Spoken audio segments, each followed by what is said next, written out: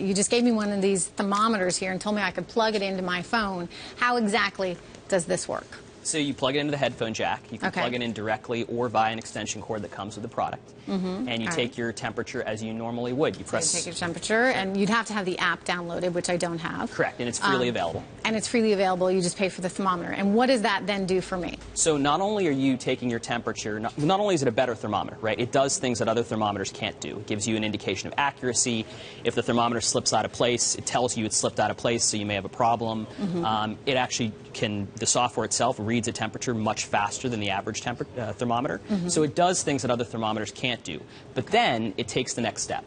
Through the software features, it answers the questions that you have when you're in your time of need. It answers questions like, what do I have and what do I do? Well, so I assume, so you got to put in your symptoms. Sure. You say, all right, I got a runny nose, I got a fever via this, temperature, which you can see, and I've got a cough, and then it basically comes back, which you could do, though, on WebMD as well, right? It tells you what you might have. How does this take it a step further? Yeah, so let's talk about the simple features. With a few simple taps, you can track your family's symptoms over time.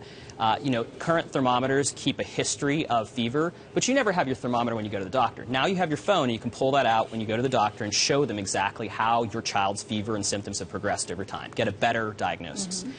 We also have some crowdsourcing features. So, for example, you can actually sign up for a private group at your child's school and see the level of illness, what symptoms, what illnesses are going around at your child's school. This to me is sort of more interesting, the sort of health mapping capabilities of this. My question with that is because not only can you sign up with a group, you can sort of see the progression of illnesses geographically, but what's the critical mass that you need to get to? Because that's only valuable if enough people sign up for the app that you actually can get an accurate read of how illness may be moving around the community or the country, for that matter. Absolutely. So we believe that the critical mass is actually 1/4 to 0.5% of a population that really needs to have it to draw meaningful insight. Because remember, it's not our data alone.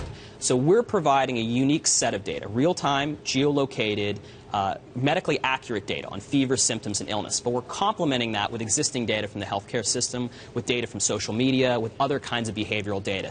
And what's missing from the equation to really draw insights as to where and when disease is spreading is a little bit, just a little bit of real-time, geolocated, medically accurate data. That's where we come in. So are doctors using this already? Have you seen adoption there? Are hospitals using it? Or are you more targeting consumers? So we're definitely targeting consumers. We're still in beta. We haven't actually launched. We launched online April 1st. We'll start selling in retail in the fall.